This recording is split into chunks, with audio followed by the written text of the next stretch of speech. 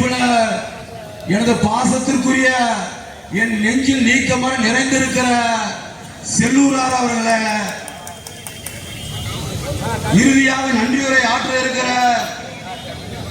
எனது பாசத்திற்குரிய அண்ணன் சோலை எம்ஆர் இளவரசன் அவர்களே, சிறப்பு மிக்க பேச்சாளர் எனது அண்ணன் கஞ்சா கருப்பு அவர்களே, எனக்கு பின்னால் பேச வருகை தந்து கொண்டிருக்கிற மாணவர்களே, வணிகர்களே, உங்கள் அத்துணை பேருக்கும் புரட்சித்தாய் இருக்கிற திசை நோக்கி முதற்கண் வாழ்ந்து கொண்டிருக்கக்கூடிய இந்த இதுல அந்த மாமன்றத்துல தான் எல்லா நல்லது கெட்டது நம்ம பேச முடியும். ஆனா அதை அவங்க செய்யல. 69 மாமன்ற உறுப்பினர் இருக்காங்க திமுக. அதுல ஒரு மேயர் போனாலும் 5 மண்டல தலைவர்கள் போனாலும் 2 நிலைக்குள்ள போன மீத 61 கவுன்சிலர்ல யாரு நல்லவர்னு தெரியல அந்த அரசாங்கத்துக்கு பல தடவை நம்ம கேட்டிருக்கோம். இன்னைக்கு நம்ம இந்த கூட்டத்தின் வாயிலாக அரசாங்கத்துக்கு நம்ம கேட்கிறோம். அதே நேரத்தில் நம்ம புரட்சி தலைவர் எம்ஜிஆர் அவர்கள் யாரா இருந்தாலும் எல்லாருக்குமே அவரை மதிப்புக்கூடிய ஒரு தன்மையா இருப்பாங்க. இப்ப இருக்கக்கூடிய தமிழக முதல்வர் சமீபத்தில் ஒரு பேட்டி கூட கொடுத்த சித்தப்பா பெரியப்பா எல்லாத்துக்கு நான் வணக்கத்தை சொல்லிக்கிறேன். முக்கியமா இந்த கூட்டத்துக்கு என்னை அழைத்த முன்னாள் அமைச்சர், கூட்டுத்துறை அமைச்சர் அண்ணன், பாசத்துக்கும் நேசத்துக்கும் பண்பாளர், யாரு வேணாலும் பிரியா ரேஷன் கார்டு போட்டு கொடுக்கிறவர், அப்படிப்பட்ட ஒரு மனிதர் செல்லூர் ராஜன் என்ற நான் அந்த மேடையில் சொல்லிக்கிறேன். அதே மாதிரி புரட்சி தலைவருடைய இளைஞரணி செயலாளர் அண்ணன் சோலை ராஜா, அவர் உண்மையிலே ராஜா மாதிரிட்டே இருக்காரு. ஏன்னா இங்க உள்ள இளைஞர்கள் ஃபுல்லா தெரியல, அவர்தான் இளைஞர் மாதிரி இருக்காரு. அவ்வளவு ஃபீல்டு ஒர்க் அப்படி பார்க்கல கரெக்டா. ஏன்னா மாநகராட்சியிலே அத்தனை நோண்டி நொங்கு எடுத்தவர் மித்ததை விடுவாரா? அடே மாநகராட்சியை மட்டும் பார்க்காதீங்கனே, இங்க உள்ள ஜிஎஸ் ஃபுல்லா போயிட்டு வாங்கனே, அப்பதானே அது நல்லா இருக்கு. கொஞ்சம் வைத்தியத்தையும் பார்த்து விடுங்கனே. போடியம் மைக்ல பேசுங்க. போடியம் மைக்ல பேசுங்க. ஏன்னா உண்மையிலே ரொம்ப அண்ணனுடைய பொறுப்புகள் கரெக்டா அண்ணன் கூட்டுறவுத்துறை அமைச்சர் செல்லூர் ராஜனை நல்ல ஆளை தேர்ந்தெடுத்து கரெக்டான இது கொண்டு வந்திருக்காரு. சோலை ராஜனாலே ராஜா பெரிய ஆளு, பின்னி கிடந்து இருக்கிறாரு. போற பக்கம் பார்த்தா அடுத்த பிரசிடண்ட் அவருடைய பிரசிடண்ட் இல்ல,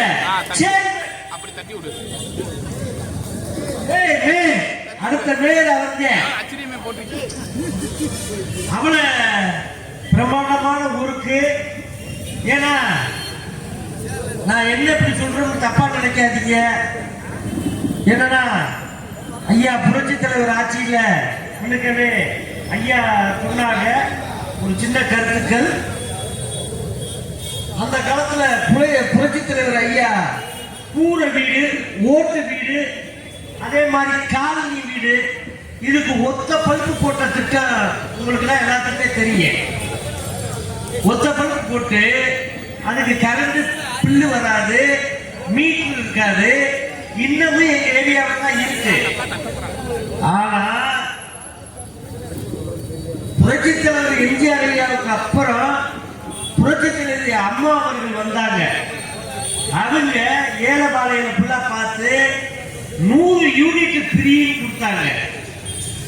இந்த 100 யூனிட் யாருமே 80 யூனிட்லயே கூடி இருக்கும், 60 யூனிட்லயே கூடி இருக்கும். அதுக்கு காசு கேட்க மாட்டாங்க. இது ஓடல அப்படின்னு எழுதிட்டு போயிடுவாங்க. அதே மாதிரி புரட்சி தலைவர் அம்மா ஆட்சியில மருத்துவ திட்டம், நல்ல மாத்திரைகள் வழங்கப்பட்டாங்க. அதே மாதிரி ஒரு பெண்ணு நிறமாச கர்ப்பிணியா இருந்தா 18,000 ரூபாய் பணம் கொடுத்து அந்த பொண்ணுக்கு பெட்டி நிறைய ஜாமியம் கொடுத்து அவளை அழகு பார்த்து அனுப்புனாங்க. இப்ப 102 யூனிட் ஓடி இருந்தா 30,000 ரூபாய் பில் போடுறாங்க. எப்படி ஆச்சு? சூப்பராச்சு இல்லையா? இல்ல நான் என்ன இப்படி சொல்றேன்னு தப்பா நினைக்காதீங்க. ஒருத்தர் கேரளாவுக்கு போயிட்டாரு. அவங்க பொட்டாடி கேரளாவுக்கு மாத்தி வேலை போட்டாங்க. அதான் போயிட்டாரு. திரும்பி வந்து 16,500 பில்லு போட்டிருக்காங்க. அப்ப கத்துறாங்க கிடந்து, ஐயா 16,000 போட்டாங்க, ஐயா 16,000 போட்டாங்க. யோ ஃபர்ஸ்ட் 16,000 கட்டி தொலையா, இல்லைன்னா வீடே உனக்கு இல்லைன்னு மொத்தத்துல அவங்க பேருக்கு மாற்றி வச்சு போயிடுவாங்க. போய் கட்டியா அப்படின்னு. இல்லைங்க இதுக்குன்னா நியாயமே இல்லையா? இதுக்கு நியாயம்னா மறுபடிக்கு எடப்பாடி அவருடைய ஆட்சி வரணும். அப்பத்தே நம்ம கரண்ட் வசதினா கம்மியா இருக்கு, எதுவுமே வராது அப்படின்னு. இப்ப நீங்க வீடு கட்டுறீங்கன்னா ஒரு இடத்துல போய் ஈபி லைன் வாங்கணும்னா எவ்வளவு கட்டுவீங்க சாதாரணமா? இன்னைக்கு பாருங்க, போஸ்ட் மரம் ஊன்றதுக்கு ஒரு ரேட்டு, இந்த வயர் போறதுக்கு ஒரு ரேட்டு. அவன் வீடு கட்டி வாரதுக்குள்ள பாவம் டயர்டாகி படுத்துடுறேன். அந்த வீட்டுக்கு பால் கட்ட முடியாது, பாலவே கட்ட முடியும். அப்படிப்பட்ட வேலையில் பூரா வந்து இந்த திமுக அரசு பண்ணுது. இதை கேட்டோம்னா கஞ்சா குற்றவாளி வைக்க சேர்க்கிறது பல பிரச்சனைகள் எல்லாம் கொஞ்சம் ஆச்சு. அதையெல்லாம் நான் சமாளிச்சு வந்துட்டு, ஏன்னா வீணா போன வடிவேலு அந்த ஆளு என்ன சொல்றாங்க, உடஞ்சு சிதறி கிடக்குறாங்க, தரவே மாட்டாங்க. டேய் நாங்க இன்னைக்கு அடிச்சுக்குருவோம், எங்க பங்காளி சட்டை நாளைக்கு முடிஞ்சிடும், நாங்க ஒண்ணு சேர்த்துக்குருவோம். நீ யாரு? நீ எப்ப வந்து ஏடிஎம்கே பேசுறீங்க அப்பவே நாங்க ஜெயிச்சுட்டோம்டா. நீ ஆம குழந்தை வேண்டா, ஆம குழந்தை கட்சி. நாங்க வந்து அழகான கட்சி. சத்துணவு திட்டம், அது இல்லாம புரட்சி தலைவி அம்மா எத்தனை பள்ளிக்கூடத்து பிள்ளைகளுக்கு இலவசமா சைக்கிள்ல இருந்து, அதே மாதிரி இந்த அவங்க போறாங்க அந்த மோட்டர் பைக்கு புரட்சி தலைவி அம்மா கொடுத்தது. பாதி இதுதே தொகை கட்டி எத்தனை பேருக்கோ, அதே மாதிரி மாற்றுத்திறனாளி அவங்களுக்கு எத்தனை வண்டி நம்ம அக்கா அம்மா புரட்சி தலைவி அம்மா செஞ்சிருக்காங்க. இது மட்டுமா? அண்ணே காட்டி எல்லாரும் ரேஷன் கடையில் போய் கேமரா வாங்கினீங்களா? நான் போய் வாங்கினேன். 2 காந்த கிண்ணத்தை கொடுத்தாங்க. அம்மா எடப்பாடி ஆட்சியில் இருக்கும் போது 6,000 ரூபாய் பணம் ஐயா ஸ்டாலின் ஐயா சொன்னாங்க. இப்ப அவர் 3,000 ரூபாய் தான் கொடுத்துருக்காரு. இது என்ன நியாயம்? ஏன்னா மாமியா உடைச்சா மண் சட்டி, மரும உடைச்சா புஞ்சட்டி. அது மாதிரி நம்மளை எப்பவுமே ஏற்றி விட்டு இன்னைக்கு எடப்பாடி அறிவிச்சிருக்காரு, வீடு இல்லாதவங்களுக்கு வீடு கட்டி கொடுக்கப்படும் திட்டம். பெண்களுக்கு எப்படி பசு பிரியோ அதே மாதிரி ஆண்களுக்கு பிரி வசதி, பசு பிரி கொடுத்தா 2 கொடுங்க, இல்லைன்னா யாருக்குமே இல்லைன்னு சொல்லிட்டு போங்க. ஏன் போட்டு பாடாப்படுத்துறீங்க? பாவம் அந்த பிரியவர்கள்லாம் எப்படி நடந்து வருவாரு? ஒரு வெயில் அடிச்சுக்கிட்டு இருக்கு, ஒரு மழை பெய்ய, பனி அடிக்கு, நம்ம தாங்குவோம், அவங்க தாங்குவாங்க. அது போக முக்கியமான திட்டம் எல்லாத்தையுமே எடப்பாடி சொல்லியிருக்காங்க. இன்னைக்கு அண்ணே தப்பா நினைச்சுக்காதீங்க, மேடையில மற்ற பேர்கள் எனக்கு சரியா தெரியாது, எதுவும் நான் சொல்றது என்னை தப்பா நினைச்சுக்காதீங்க, அதுக்கு நான் மன்னிச்சுக்கிறேன். அக்காவும் தப்பா நினைக்காதீங்க. ஏன்னா அப்படிப்பட்ட பூரா பொய்யா அணிஞ்சு விடுறது. அதை செய்வோம், இதை செய்வோம், இதை பண்ணிடுறேன், அதை பண்ணிடுறேன், எதற்கே பண்ண புரிய. ஏன் ஐயா எடப்பாடி முதல்வராக இருக்கும் போது 21 ஜாமா கொடுத்தாரு. 21 ஜாமா. அந்த 21 ஜாமாவை உருவாத வெள்ளக்கட்டி இன்னைக்கு 1 கிலோ பச்சரிசி, 1 கிலோ சீனி, இதை கொண்டு போய் எப்படிங்க நம்ம பொங்க வைக்கிறதா? என்ன பண்றது? எப்படி பொங்க வைக்கிறது? அது ஒரு இந்திக்கார பிள்ளை இந்த அரிசியவே வெய் வச்சு பாயசம் மாதிரி ஆக்கிட்டாங்க. அது இந்தியில சொல்லுது எப்படி சாப்பிடுறது. அதுக்கு அடுத்தது கைக்கு அப்படி எடுத்து அப்படியே நம்ம என்னத்த பண்றாங்க இருக்கு. பல பக்கத்து பிரச்சனையா இருக்கு. ஏன்னா சொல்ல சொல்ல எனக்கே சிரிப்பு வருது. அவர் வாட்டுக்கா வராரு. வீரர்களுக்குள்ள ஐயாவே சொன்னாரு. ஐயா பேசும்போது சொன்னாரு வீரர்களுக்கு கவர்மெண்ட் வேலை போட்டு கொடுக்குறவங்க ஏற்கனவே இருக்கிற வீரர்களுக்குள்ள எந்த வேலையா போட்டு கொடுத்துருக்கீங்க. இப்ப இல்லையா வந்தா ஒண்ணு ஆதார் கார்டு மாத்தம் சொல்றீங்க, இல்ல ரேஷன் கார்டு மாத்தம் சொல்றீங்க. இன்னொன்னு உங்க வீட்டு வரியை ஒரிஜினலா போட்டு கொண்டு வாங்க. எத்தனை திட்டம் எத்தனை சட்டம். புரட்சி தலைவி அம்மா இருக்கும்போது இந்த பிரச்சனை வந்துச்சா? அதே மாதிரி எடப்பாடியா இருக்கும்போது இந்த பிரச்சனை வந்துச்சா? ஒண்ணுமே வரலங்க. இதுலவே இந்த ரோட்ல நம்ம அன்னை கூட்டுறவுத்துறை அமைச்சர் செல்லூர் ராஜன் இதுக்கு பாடுபட்டு போட்டு கொடுத்தாரு. இது மட்டும் இல்ல, அங்கே கோத்தன ரோடு அவ்வளவு டிராபிக்கா இருக்கு. இவ்வளவையும் பண்ணி கொடுத்தது நம்ம அண்ணன் செல்லூர் ராஜு.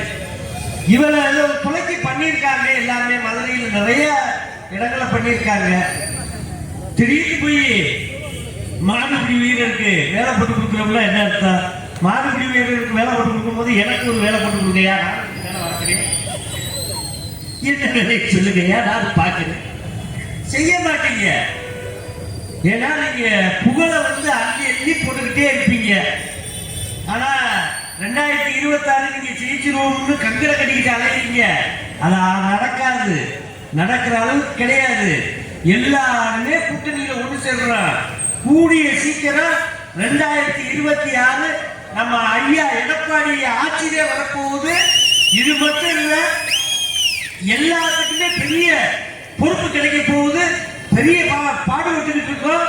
நிச்சயம் இந்த மதுரை மீனாட்சி அம்மே கைவிடாது.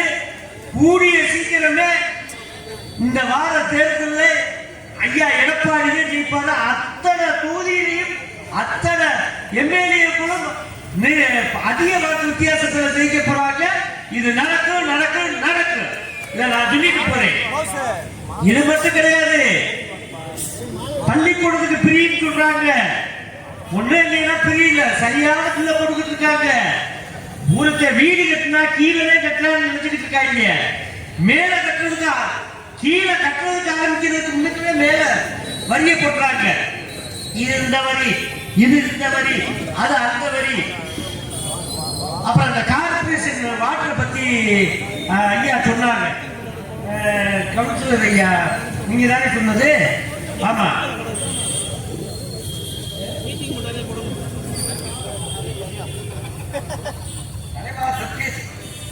ஐயா ஆத்து தண்ணியை பத்தி சொல்லிக்கிட்டு இருந்தாங்க. ஒண்ணுமே ஏற்படல. பாவம் மாற்றி வைக்கிறோம்னு சொல்லுவாங்க, திருப்பி செய்ய மாட்டாங்க. புரட்சி தலைவர் ஐயா அவர்கள் காமராஜர் ஐயா சத்துணம் கொண்டு வந்தாரு. அதை நிலைநாட்டுறது புரட்சி தலைவர் ஐயா மட்டும்தான். அதே மாதிரி பள்ளிக்கூடத்துக்கு போற பிள்ளைகளுக்கு அந்த காலத்துல மிதியடின்னு சொல்லுவாங்க. ஏன்னா செருப்பத்தை மிதியடின்னு சொல்லுவாங்க. அதை கொடுத்தவர் புரட்சி தலைவர் எம்ஜிஆர். அது மட்டும் இல்ல, இப்ப பேசும்போது கூட ஒரு ஐயா சொன்னாங்க, ஒரு அம்மா குளிச்சுக்கிட்டு இருந்துச்சு. ஒரு பக்கத்து சேலையை கட்டிட்டு ஒரு பக்கத்து சேலைய கம்புல கட்டி வச்சுட்டு காய வச்சுச்சு. அன்னைக்கு புரட்சி தலைவர் எம்ஜிஆர் பார்த்து பொங்கல் தீபாவளிக்கு சேலை வேட்டி கொடுக்கணும்னு சொல்லி கொடுத்த ஒரே சத்து உணவு கொடுத்த சரித்திர நாயகர் புரட்சி தலைவர் ஐயா மட்டும், வேற யாருமே கிடையாது. நிறைய மக்களுக்கு எந்தெந்த உதவி வேணுமோ அவருக்கு பணம் சேர்க்கலங்க, மக்களுக்காக எல்லாத்தையுமே கொடுத்துட்டு போயிருக்காரு. ஆனா இங்க பாருங்க, அவங்களுக்கு நிறைய சேர்த்துக்கிறாங்களே தவிர மக்களுக்கு எதுவும் செய்யணும் இல்ல, மக்கள் எப்படியோ போறேன் ஓட்டு போட்டேன். ஐயா நான் ஒன்று சொல்றேன், இங்க உள்ள யாருமே தவறா நினைச்சுக்கிறாதீங்க, யாரும் தவறா நினைச்சுக்கிறாதீங்க. எவ்வளவு பணம் கொடுக்குறாங்களோ நீங்க வாங்கிக்கிறீங்க, வாங்கிட்டு ஓட்டு போடுறது மட்டும் ரெட்டாலைக்கு போட்டுருங்க. பணத்தை வாங்கிக்கிறீங்க, வாங்காம இல்ல. பாவம் ஆட்டோ ஓட்டுறவருக்கு ஒரு எலக்ட்ரிக் ஆட்டோ கொடுத்துருக்காங்க, அவரு சந்தோஷமா எலக்ட்ரிக் ஆட்டோ கொடுத்துட்டோமே ஓட்டுவோம் சொல்லி ஓட்டி இருக்காரு. ஓட்டுனா கரண்ட் பில் பார்த்தா 18,000 ரூபாய் வந்திருக்கு. இதுக்கு நான் பெட்ரோலே போட்டு ஓட்டிக்க விடுறா, ஏடா பண்றாதீங்களா அப்படி பண்றீங்க அப்படின்னு. அந்த மாதிரி நிறைய இடத்த யோசிக்கணும். மறந்துடாதீங்க, மறந்து இருந்துடாதீங்க. ஏன்னா புரட்சி தலைவர் உருவத்துல இன்னைக்கு அம்மா ஐயா எடப்பாடி ஐயா இருக்காரு. மறந்துடாதீங்க. விவசாயியுடைய பிள்ளைகள் அவரு. மறந்துடாம ரெட்டலைக்கு ஓட்ட போடுங்க. நல்ல வாக்க எல்லோரும் எண்ணி பார்ப்போம். நன்றி, வணக்கம். மேற்கு 5ஆம் பகுதியுடைய கழகத்தின் செயலாளரான எனது அருமை எண்ணம் சோழ எம் ராஜா அவர்கள் தலைமையேற்கும்படி கேட்டுக் கொள்கிறேன். அதை நான் வழிபடுகிறேன். வரவேற்புரை நீ பேசுகிறாங்க.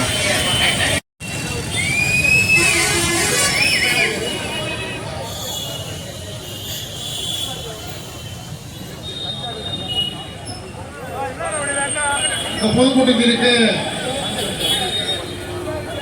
தலைமை மனோஜ்குமார் அவர்களே, ஆதவன் அவர்களே, லட்சுமணன் அவர்களே, பி பால்பாண்டி அவர்களே, மகன் பாரு ஜெயல் அவர்களே, வரவேற்புரை ஆற்றியிருக்கின்ற அருமை மைத்தினர் மதுரை மாநகர மாவட்ட இந்திய இணைச்சார் கே எஸ் சசிகுமார் அவர்களே, பி மேற்கு 5ஆம் வகுதியுடைய எம்ஜிஆர் இளைஞர் காசிராஜன் அவர்களே, பி போஸ்பாண்டி அவர்களே, 5ஆம் வகுதியுடைய கழக நிர்வாகிகள் அர்ச்சுன் அவர்களே, பகுதி பொருளாளர் அர்ச்சுன் அவர்களே, எம் பூக்கடை முருகன் மாவட்ட பிரதிநிதிகளே, பரமக்கர் என்ற சேகர் பகுதி பேச்சாளர்களே, சகிலா அவர்களே, பேச்சாளர் அவர்களே,